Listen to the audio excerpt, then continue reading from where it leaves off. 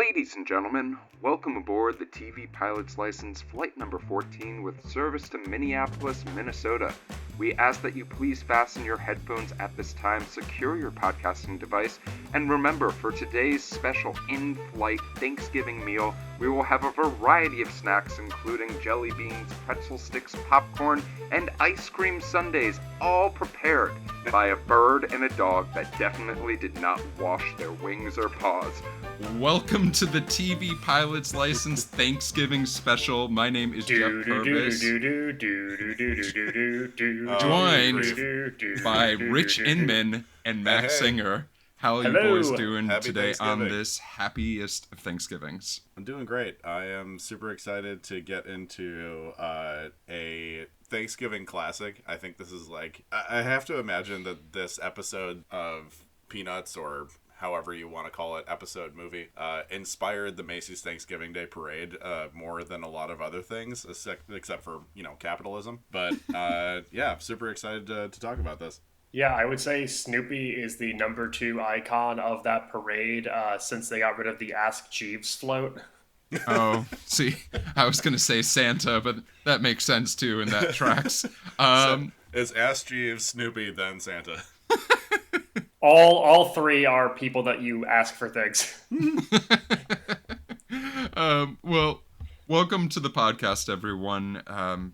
For Thanksgiving, we decided to do something a little bit different and do the Charlie Brown Thanksgiving episode that premiered November 20th of 1973. It is not technically a pilot, but it is in the sense that it is the first and only episode I can think of Charlie Brown that talks about Thanksgiving.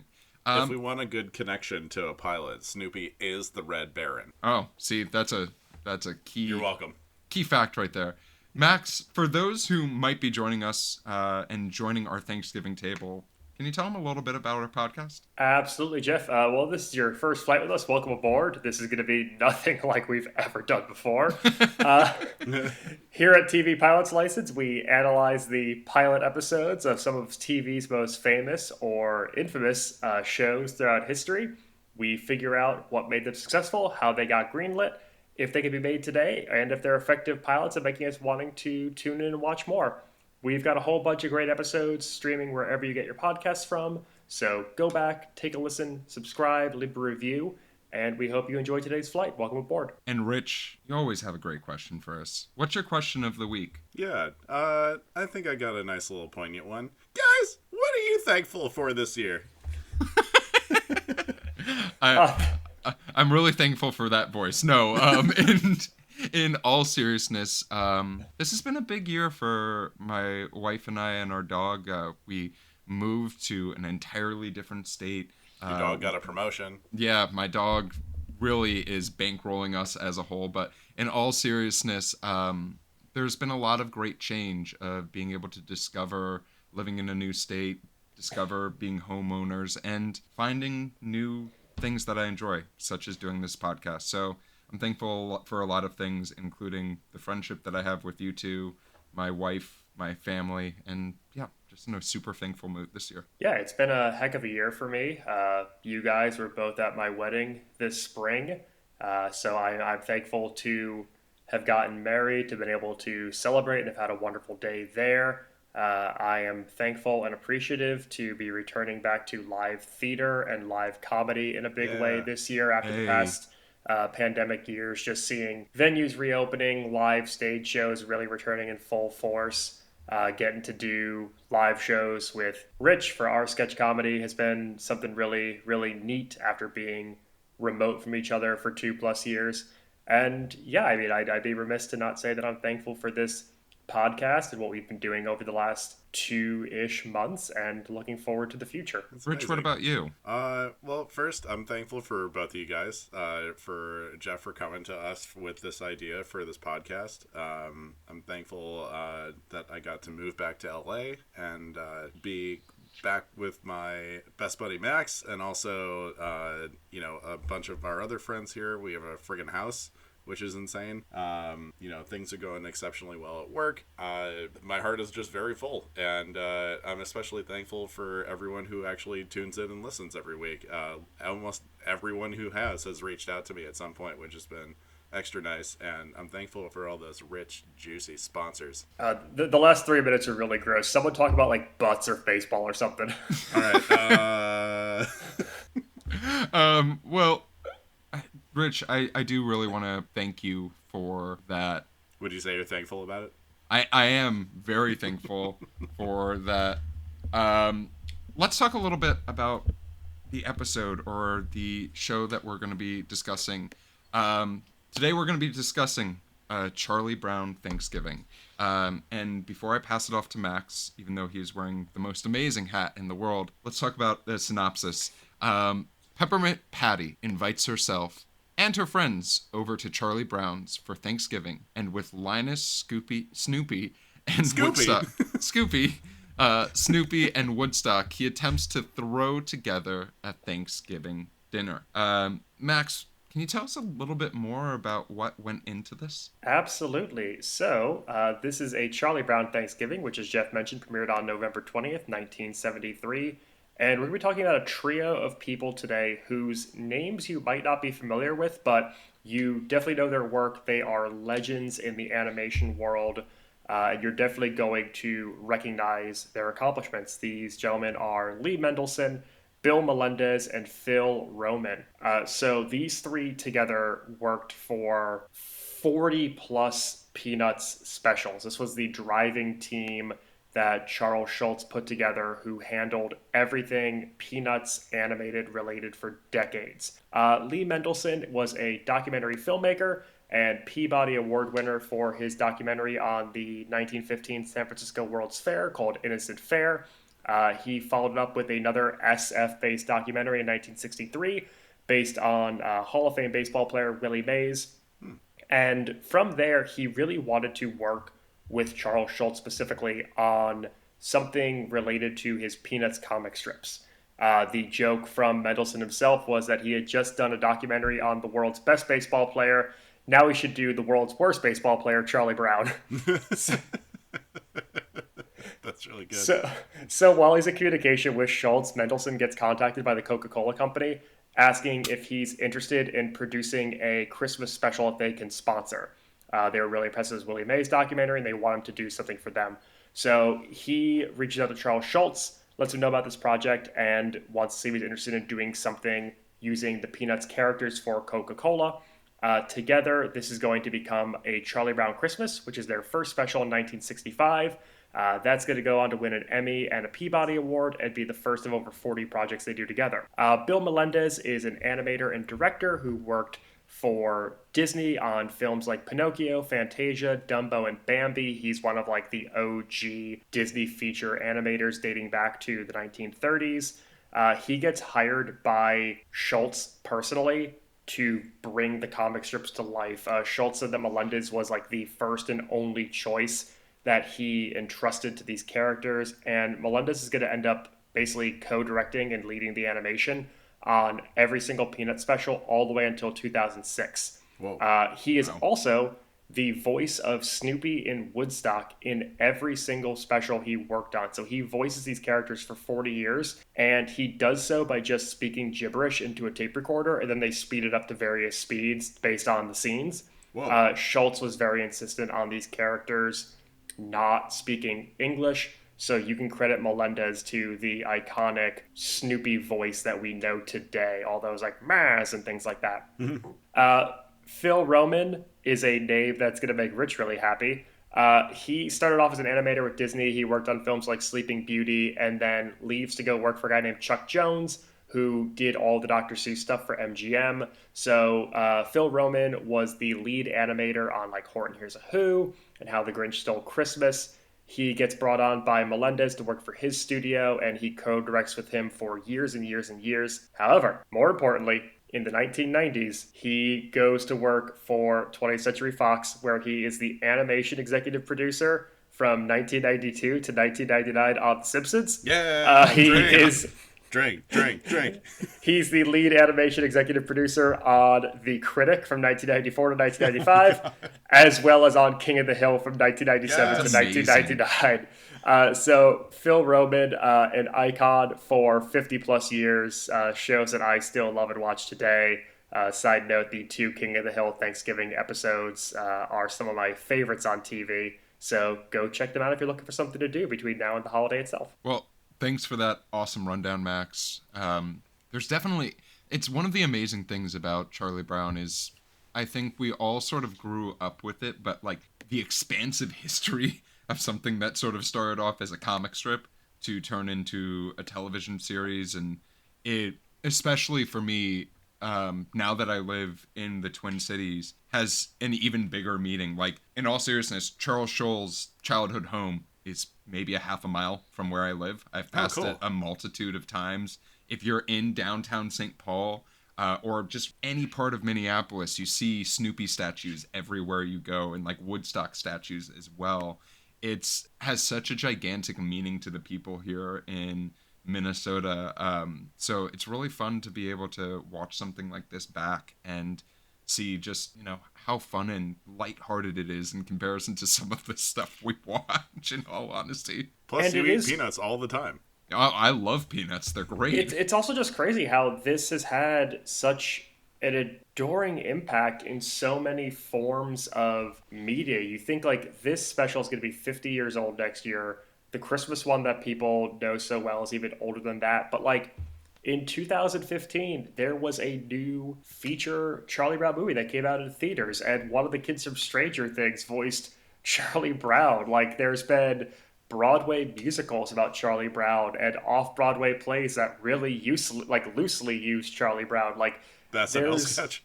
no, I mean I guess SNL's off-Broadway. Are you talking about a specific sketch, Rich? Yeah, are you? Do you remember the one where they're doing like a Peanuts like Christmas thing on stage, and they have like Al Pacino playing Snoopy or Linus or something like that? Oh yes, my I know what you're gosh. talking about. You have the nightmare fuel of when Al Roker and the Today Show crew all dressed as those horrific Peanuts characters not too long ago. I mean, it just has such an impact and legacy even to this day that's really, really outstanding and so impressive. Well, we've talked a lot about the legacy of the show. Let's just dive into it, shall we? Yeah.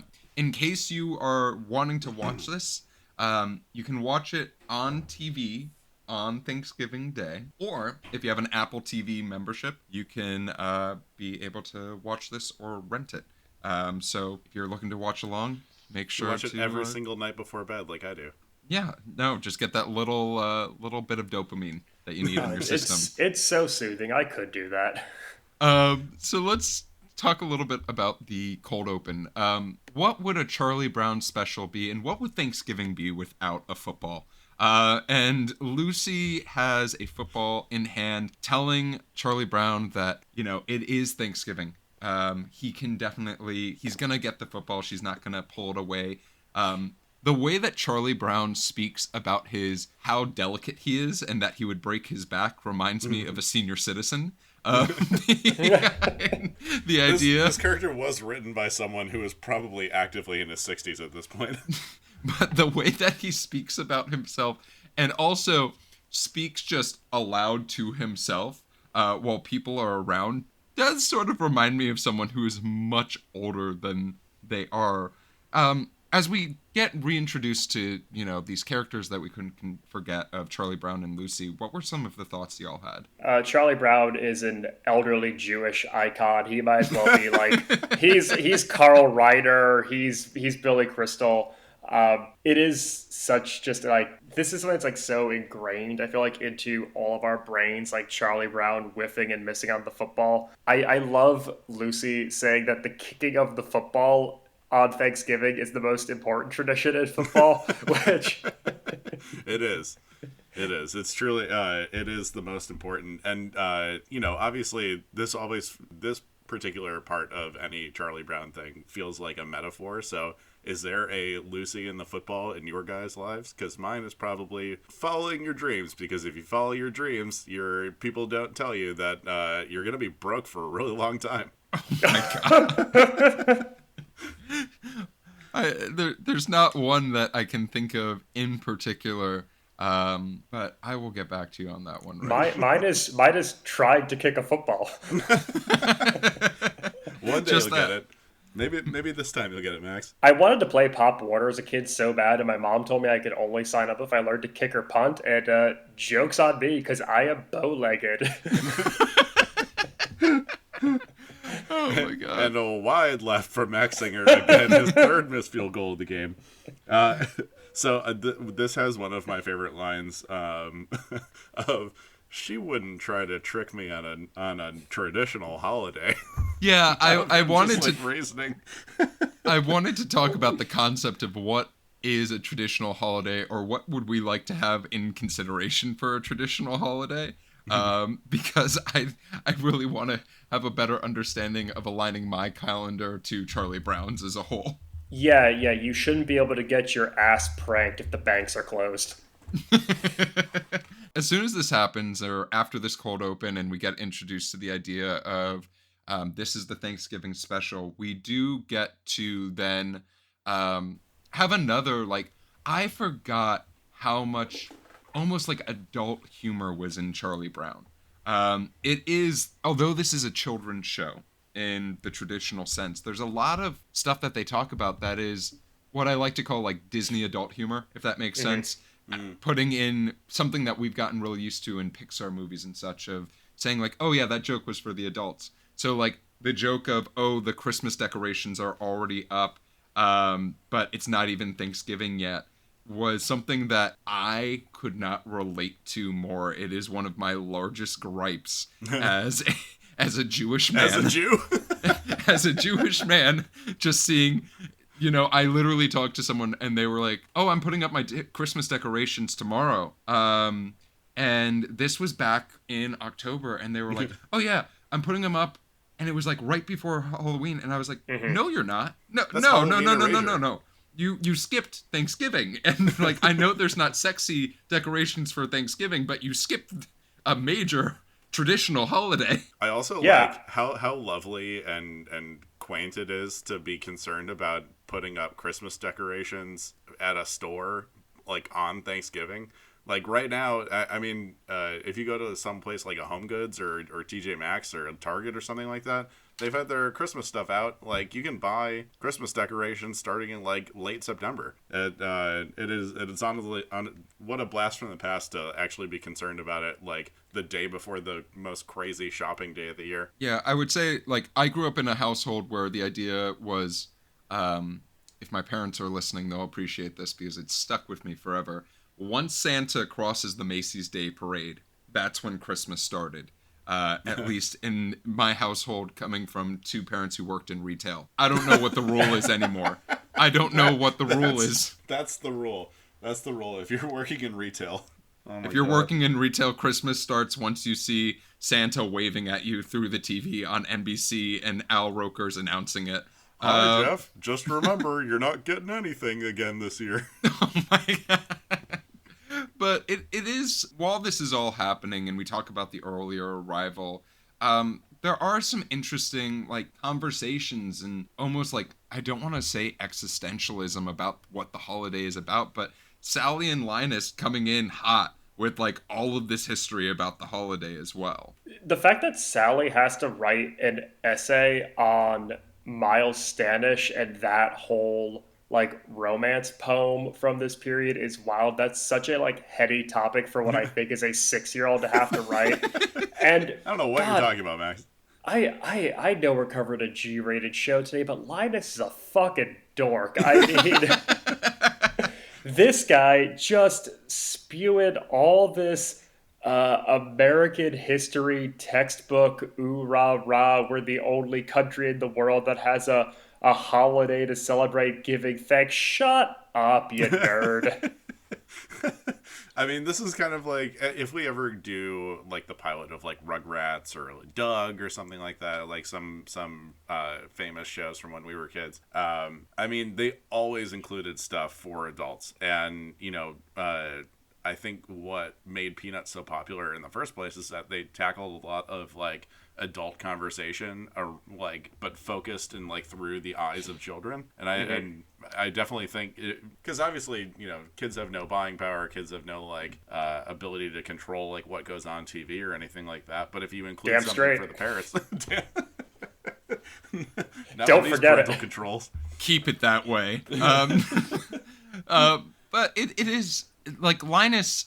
I always thought of was such an interesting character, because when Charles Schulz made Linus, you almost feel like the blanket was to allow people to remember he's a child, right? Like the blanket was, oh, he's having these very mature thoughts about Thanksgiving, and like as you said, Max, we were the first country to make a holiday about thanks.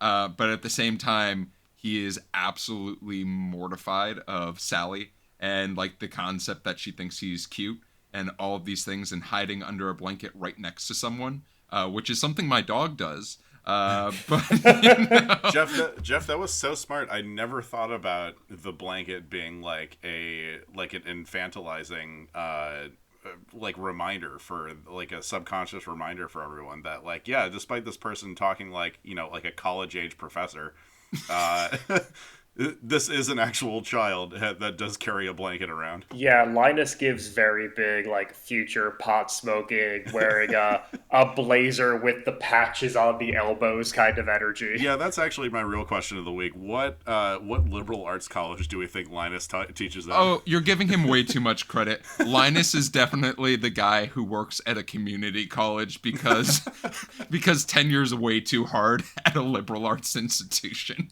You also can't bring your blanket into a lecture hall. That's school rules anywhere you go. From this conversation, we sort of learn a little bit about what Charlie Brown's family's plans are. They're going to go to their grandmother's home to celebrate the holiday. That's what they do. But suddenly there is a scene, or whatever we want to call it, in an animated feature that infuriated me so much.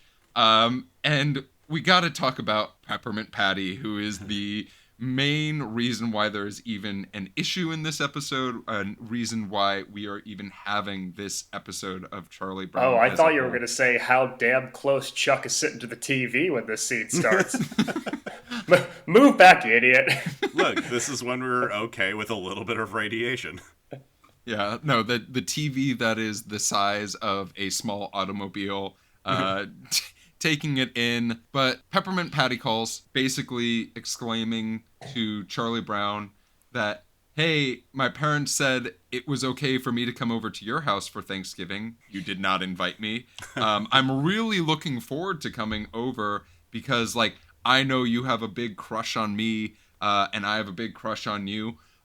First thing I'll say about Peppermint Patty is I wish I had the self-confidence of Peppermint Patty in my life. The second thing about Peppermint Patty that I'll say is how dare she invite herself. She's a little psycho. She's like, the audacity of this. Like, this is, I think, Max, if someone just called you at the beginning of, let's just say, sometime in late March, right before your wedding, and said, yeah, I'm so excited to be at your wedding. I cleared my schedule even though I was not invited, nor did I receive an invitation of any form. Would you or would you not lose your damn mind?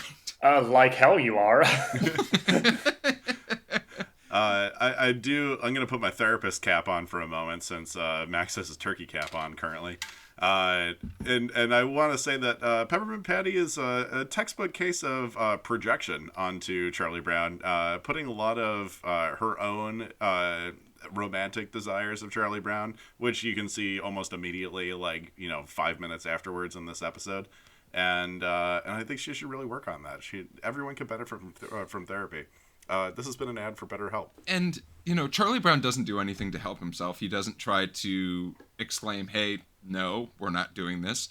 And mere moments later, not only is Peppermint Patty coming, but her sidekick Marcy is coming.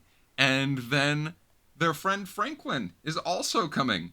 And in mere moments, Charlie Brown went to having one Thanksgiving dinner that he had to go to having one that he has to prepare. And the only things he can prepare are cereal and toast without butter on it. The visual of Franklin, which how he got to Peppermint Patty's house that quickly, I have no idea. But the visual of him just standing there silently and occasionally turning and patting to the camera whenever Patty talks is so funny to me. This man does not speak at all. He just kind of turns and mean mugs the camera a little bit, which is delightful. I think they all live in like a "Don't Worry, Darling" type situation where they're all in the same cul-de-sac and live within 20 feet of one another. Oh yeah, like the reference later to I came across town for this is just literally across the cul-de-sac.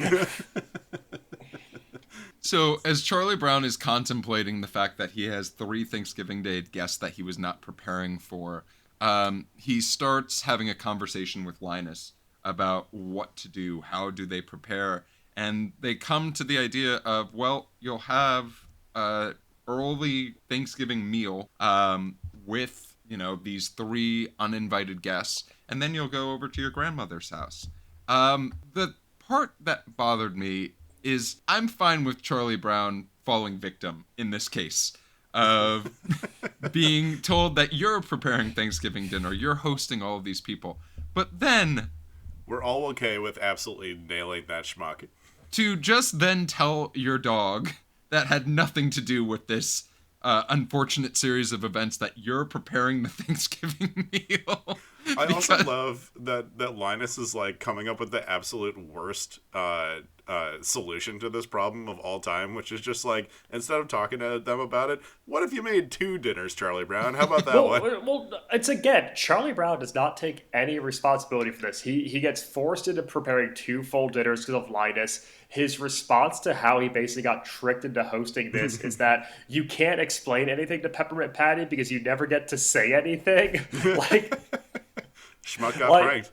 Yeah, like, he invented, like, Schmuck got pranked. This might be the OG example of, like, women be talking. Like, I will say one of the notes that I have is this scenario for Charlie Brown, I believe every millennial with a low social battery can absolutely relate to, of being a nightmare. Of asking your dog to solve the problem for you? Well, no, I was going to say people just inviting themselves over to spend a traditional holiday with you when you just want to be alone and not do anything. I love that our generation co-opted Friendsgiving because we can't afford flights home.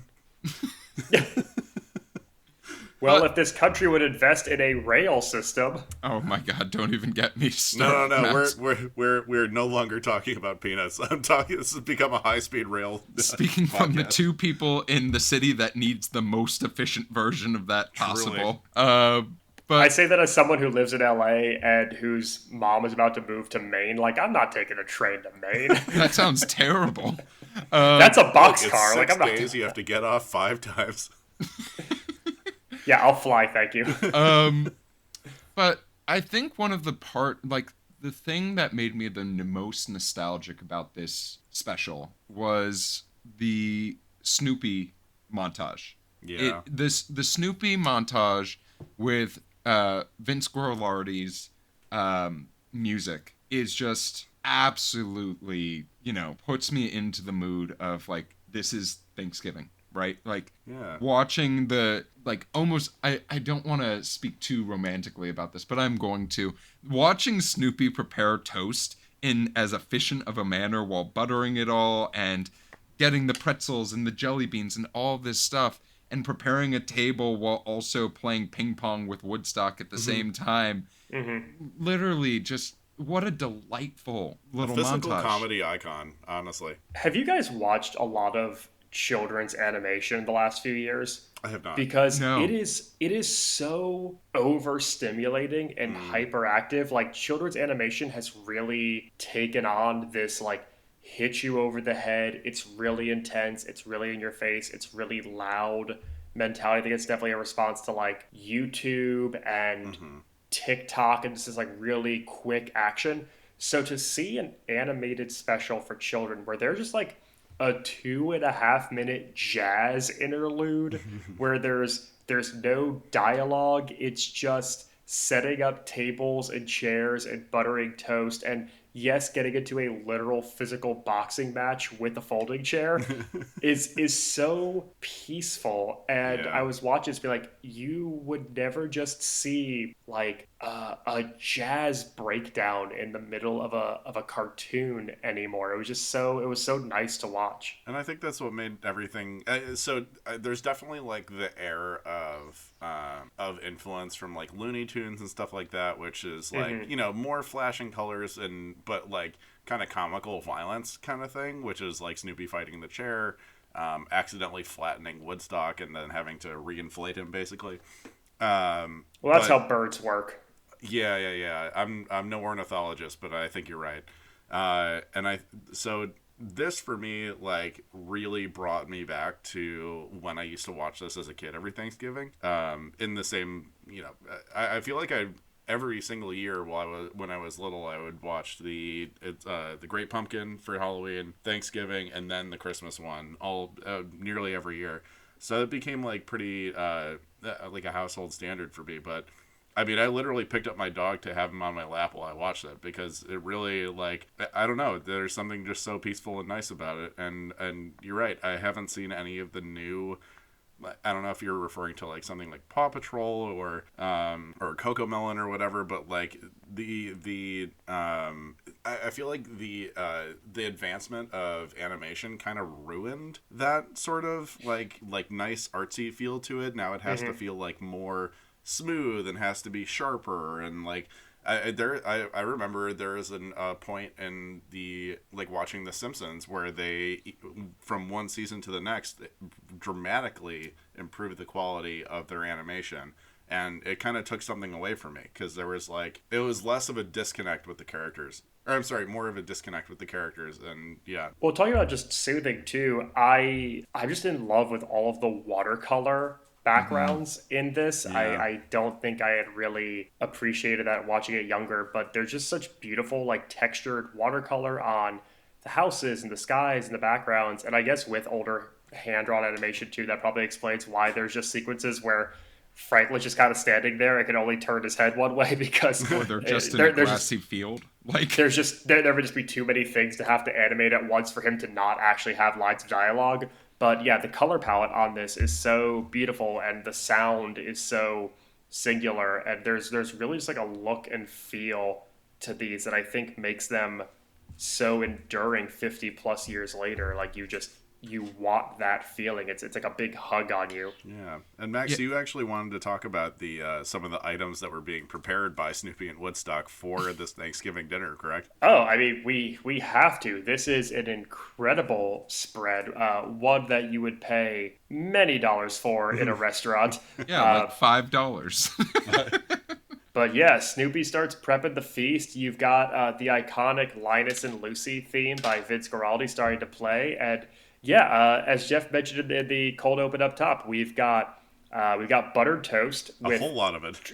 there are so many toasters. Like I know that garage is a mess when Snoopy pulls the table out of there, but there's no way that Charlie Brown's family has like 15 Yes, they toasters in do. Their that family garage. loves toast.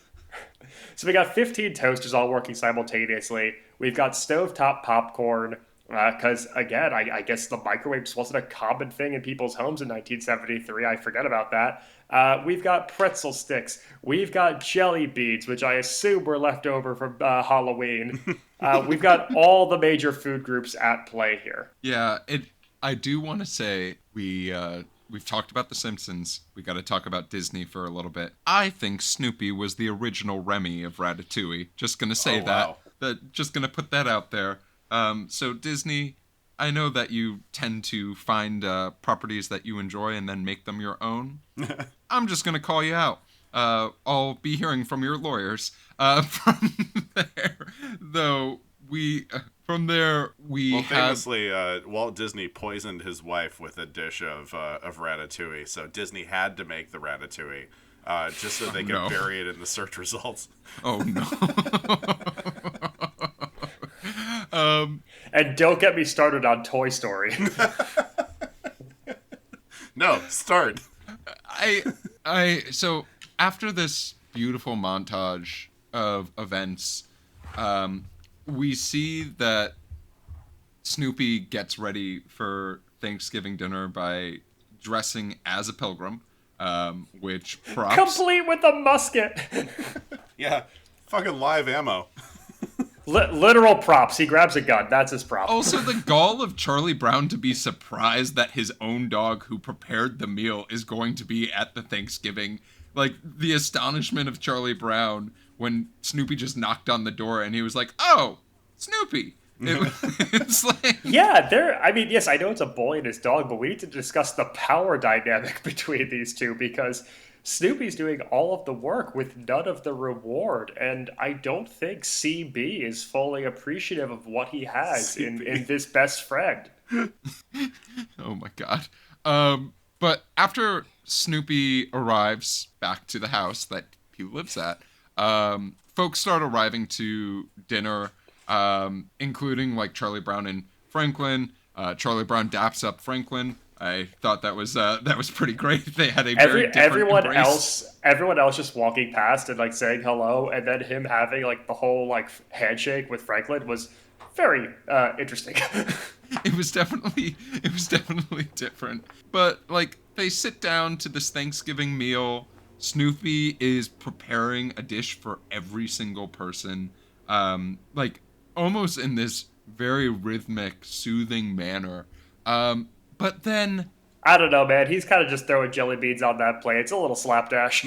I'm so sorry that it's not Michelin style for you. And he's fucking slinging them with the confidence of like an elderly Irish bartender, just like flinging beers down the line. I was gonna say this is some real like classic diner shit going on here. Yeah, I love it. But as this happens and everyone has been served food, Peppermint Patty just, I'm already upset with her. This bitch. Yeah, but this person just coming in and then having the gall to be like, we're gonna say grace, right? Like, not your home, homie. Like, your house, your rules. But I will say, Linus handled it much better than I would have. Yeah, Peppermint Patty, clearly a Christian evangelist who must be stopped. Immediately wants to throw God in the whole mix. And, and as we established 15 minutes ago, Charlie Brown, canonically Jewish.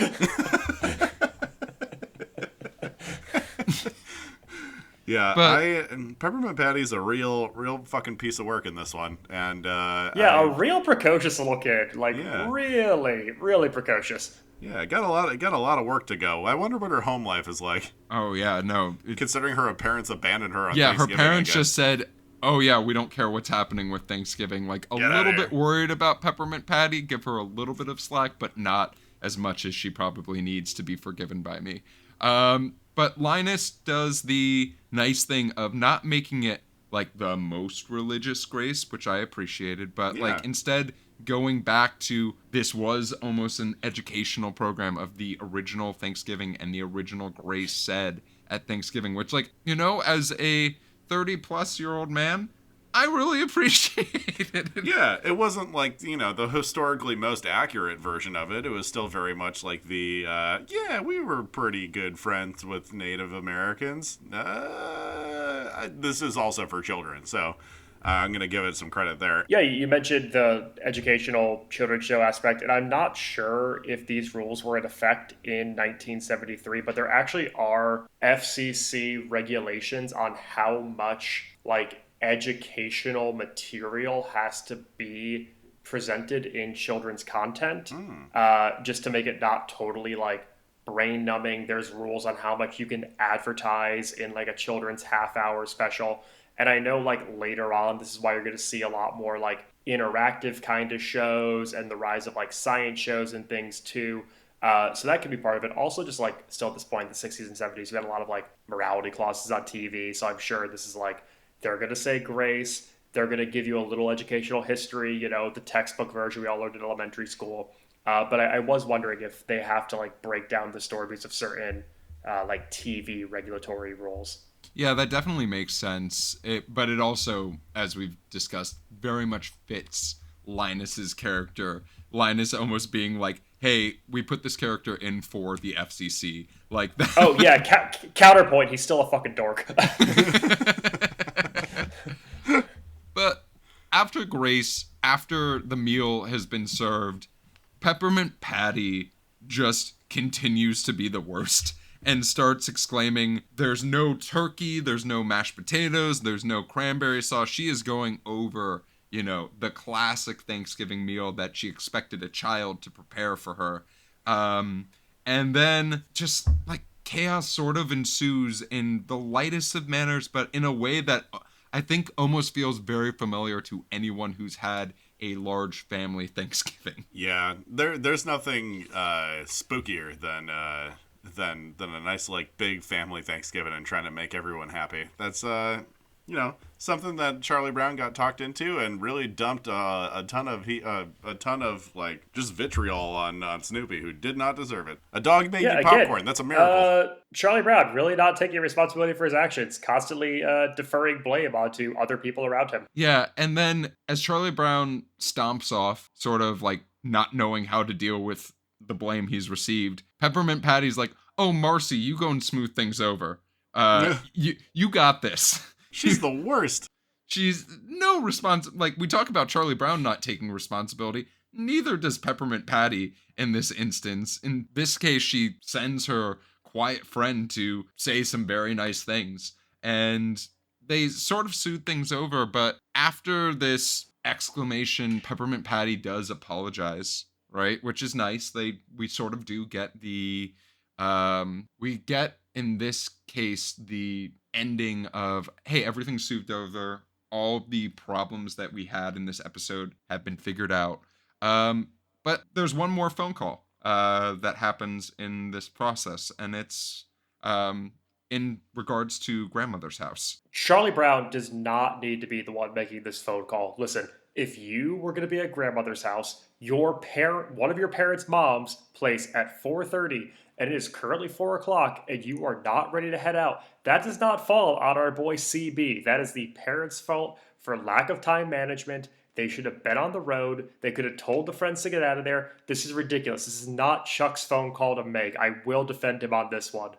A defense of Charlie Brown. It then turns into everyone gets to go to that was their legal special, Rich.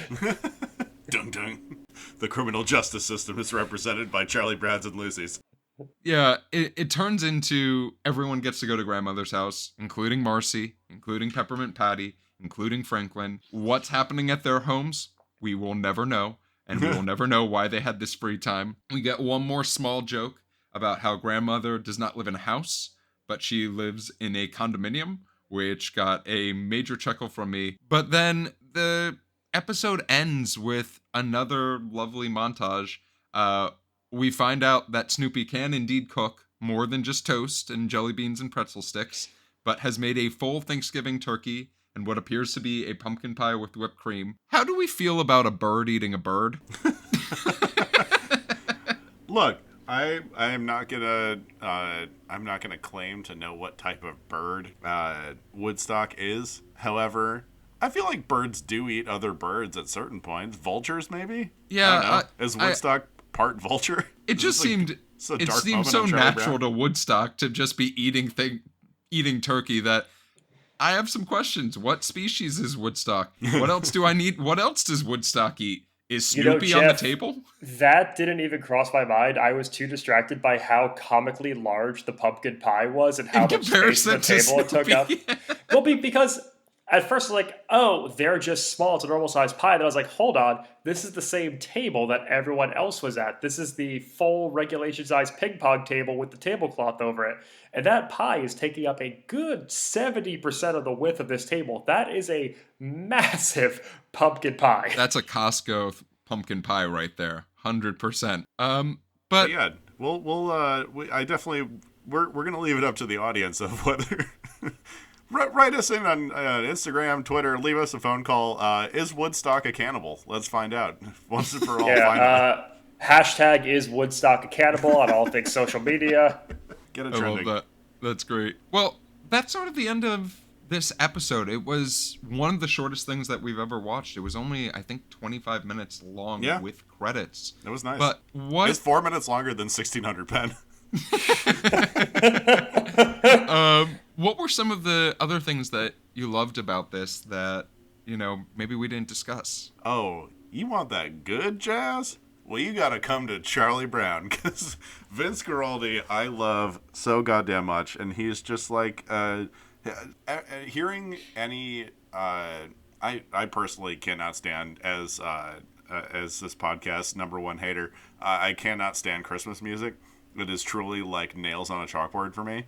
But if I hear Linus and Lucy, if I hear the Vince Guaraldi, like Charlie Brown, like Christmas music and stuff like that, he plays like the little shaker that makes it sound like Snowfall or something like that. I can't help but like love it and feel calm and relaxed. And also, Vince Guaraldi is personally responsible for the reason I never continued learning piano, and was one of the most this particular use of Linus and Lucy drove me completely insane as an 11-year-old because I hadn't hit puberty yet and I couldn't reach up an octave on the piano, and so I quit piano altogether. So yeah, going dark off memories. of that, I just think of pieces like Linus and Lucy, Ice Skating from Charlie Brown Christmas, that jazz number as well, that are just so reminiscent of like winter in general to me. There's like truly like a seasonality to this music. He definitely creates a vibe. It's a shame that he passed away so young. We unfortunately we lost Guaraldi at the age of 47 to a heart attack. And you think how much more work he could have done in years to come. While doing research for this episode, I also found out that 2 of his professional nicknames were Dr. Funk and the Italian Leprechaun. First of all, he got Dr. Funk. That's a high priority nickname. I would imagine a lot of people were gunning for Dr. Funk. It was bestowed upon one Vince Guaraldi, and yeah, the Italian Leprechaun is so funny. I think about when Eddie Vedder at the end of Walk Hard, the Dewey Cox story, is listing off all of the nicknames for Dewey Cox over the years. The Shapeshifter. The Shapeshifter. Oh God. Yeah, I love that so much. I would say anyone who made Linus and Lucy can actively call themselves Dr. Funk for the rest of their known existence. Yeah, Geoff, is there anything that you loved in particular? This is gonna sound so corny. I loved the feeling that I got watching this. Like, this was maybe some of the largest nostalgia I've gotten watching one of these episodes. Rich, you talked about how you watched it with your dog. My dog literally was sleeping on my lap as this was happening. And I was just like, can I teach you how to make popcorn? Like, would that be okay? Would I eat that popcorn? But literally, it's such a nice little morsel of television. And we talked about the animation. It's wonderful. There's something about hand-drawn that is, you cannot compare it to some of the animation we're seeing today. Even, like, I love some of the movies that Disney is putting out right now and Pixar is putting out, but you can't compare it. The jazz is wild, right? Like, we've had a couple of shows that we've done recently. I'm thinking about The Love Boat, where, like, music makes such a difference in these shows. And if it's done and executed right, it entirely changes your feeling about what you're watching. Are you saying that the show is in fact a vibe? This show is a vibe, as the kids are saying these days. We talked a little bit about things we loved. Were there any additional wait a minute moments that were on your mind? Yeah, for all the love we've given the music, I gotta say that Over the River and Through the Woods to Grandmother's House We Go does not slap. It is not a bop.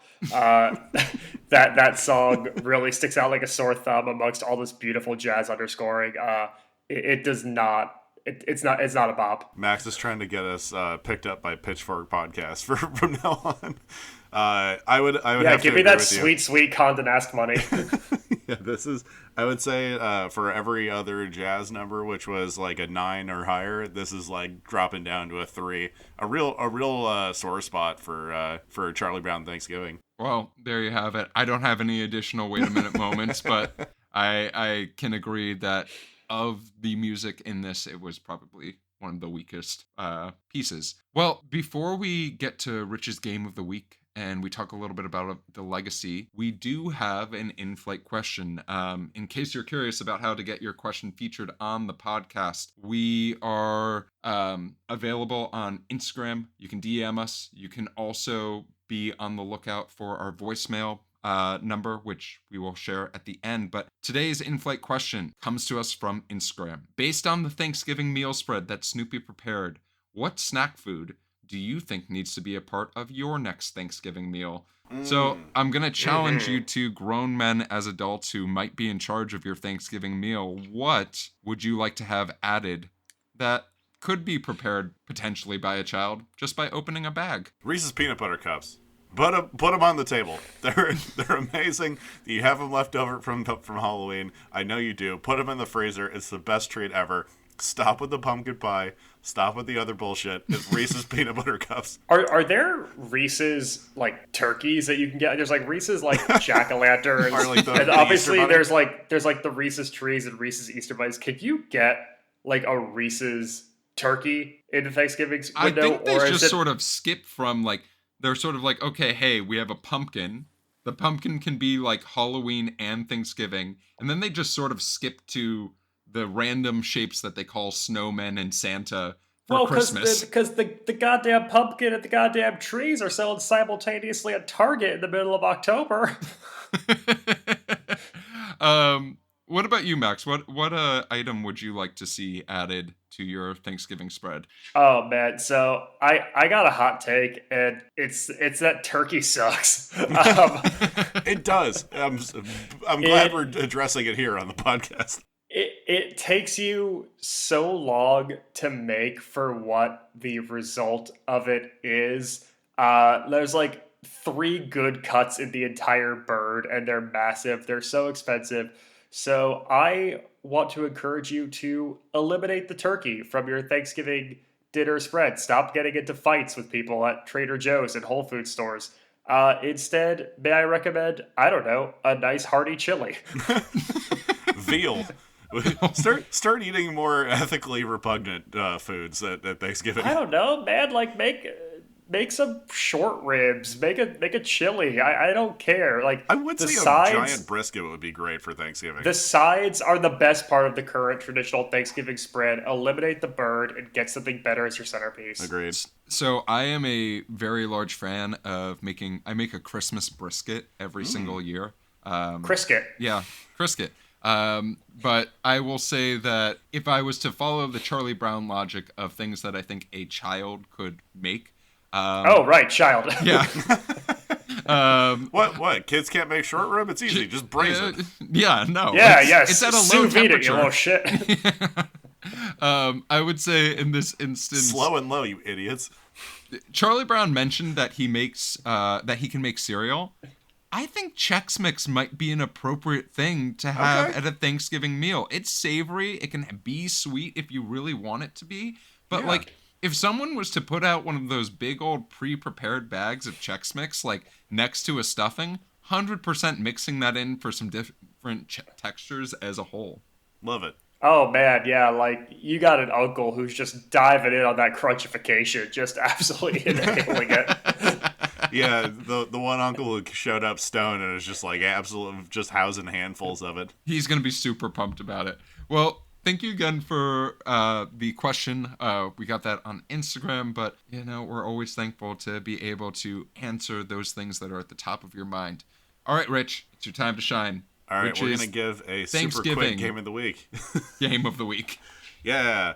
All right, so according to the actual in-person records of the first Thanksgiving, I have sent you both a list of foods that were at the Thanksgiving, except for one of them. And I want you guys to figure it out. And for everyone listening at home, this list is swans, carrier pigeons, potatoes, mussels, deer, cod, bass, fling, which I believe is a type of fish, corn, porridge, and pumpkin. And I would love to hear what you guys think was not at the actual first Thanksgiving in 1642? Is that no, when was the first Thanksgiving? Who knows? This is my educational podcast. Linus, where are you? Linus. I'm sorry for everything I said. What are you guys thinking? All right, so I have a lot of thoughts. I know that Thanksgiving was mainly a fish-based event, just based off of a fish-based event. A fish-based event. It was a seafood lover's dream. A fish-based event is how my dad met my mom.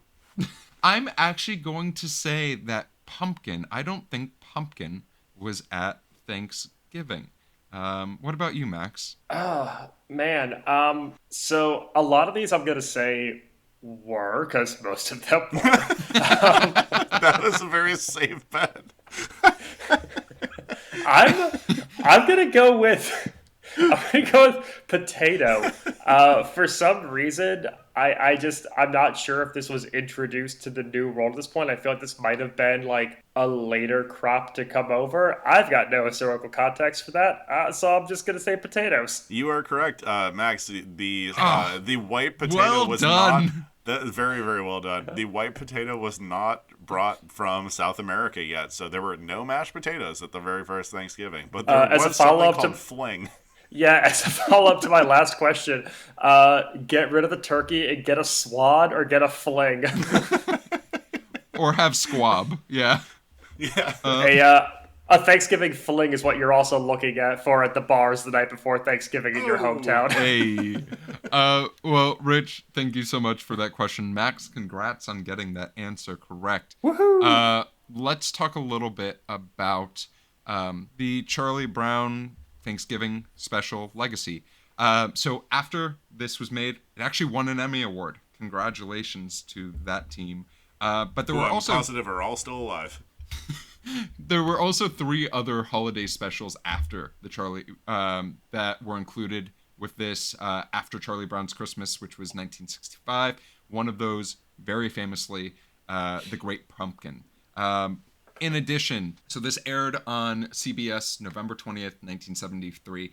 It then continued to air on CBS till 1989. Then it moved between the Disney Channel and Nickelodeon. You can still find it air every single year on Thanksgiving. That's like a big old deal. But it's sort of hidden amongst the catalog of Apple TV in the great streaming wars that we are currently in. It did, one of the fun facts that I found is its best ratings ever. This is wild, was in 2016, which is fairly recently, but like it got a couple of million viewers on that day. So Yeah, we all got really traumatized 2 weeks before that Thanksgiving. We needed some real comfort food that year. Yeah. Who would have thought that we would all be reaching for something that reminds us of a better time? For sure. But yeah, no, that there's not much. I think that the legacy that it holds is what I said, right? It airs every single year since 1973. It's I want ubiquitous. I want so you, important. yeah. I want you to think of anything else that in its original form continues to air every single year. You're gonna have a hard time. It's a perfect Thanksgiving tradition, and honestly, like Thanksgiving is inherently a pretty boring holiday. Like everyone's just kind of sitting around waiting for dinner. There's so many good traditions that come with Thanksgiving. The Westminster Dog Show, Arlo Guthrie's Alice's Restaurant, the Snoopy Thanksgiving. Like it's honestly, it really is NFL football, of course. It's one of those things you can really count on for a nice like family moment. 100%. Well, that's our legacy. I don't want to ask if we think this could be made today. No, because Thanksgiving's in a week. Yeah, what I do want to ask is, would you consider making this a part of your Thanksgiving traditions and watching this every year around Thanksgiving time? Rich, we'll start with you. Have, can, and will. Nice, simple, and sweet. Max, what about yourself? Yeah, there are 2 must-views for me every Thanksgiving, and they are the National Kennel Club Dog Show hosted by John O'Hurley and a Charlie Brown Thanksgiving. All right, so Max, I'm going to add on to that. There's one other thing that you have to watch, and it's Planes, Trains, and Automobiles, which is the only Thanksgiving movie that I can really think about. Yes. I'm going to add on to that, too. Watch The Last Waltz. Yeah, another great one. But I'm 100% adding this into my tradition. I think this is something that my family had us watch when we were kids, and I understand why. It is wonderful. It's something that I hope everyone really participates in. If you did not watch this before you listen to this podcast, take 25 minutes of your day. Maybe you're brining the turkey and sitting at the stove, and watch the Charlie Brown Thanksgiving special. With that, where can we find you, gentlemen? Rich, why don't you start us off? Yeah, you can find me on Instagram at Damn That's Rich. You can find Max and My Comedy on TikTok at Dadwagon Comedy. You can find me on the couch in front of the TV drinking mimosas and watching the National Dog Show. This is a big year. Claire, the Scottish Deerhound, will be going for her third consecutive Best in Show. Goddamn. She's already the only dog to ever get back-to-back wins. She's going for a three-peat. She's truly the GOAT of dogs. We're all rooting for you, Claire. The GOAT of dogs. But you can also find me on all things social media at Maxwell Singh. And on Thanksgiving Day, you can find me destroying a charcuterie board where people are looking at me a little bit strangely. Or I like to make a coffee cake every Thanksgiving just to start off the day with something a little bit warm. Oh, stunning. Yeah, so you can find me, though, on social media at RunJeffRun on Instagram and Twitter. You can find the TV Pilots License on YouTube, Twitter, Instagram at the TV Pilots License. It is at TV Pilots License. If you have a question about the show for our next episode, you can email us at tvpilotslicense@gmail.com or give us a call at 213-290-1713. Make sure to watch out for our Instagram for a sneak peek of our next episode. We love to give previews, and we look for questions there. And with the plane landed, the seatbelt sign off, and the turkey just freshly carved out of the oven, we look forward to flying the bright skies of the TV world with you again soon. And until then, stay great, stay safe, and have a happy Thanksgiving. Bye. Gobble, gobble.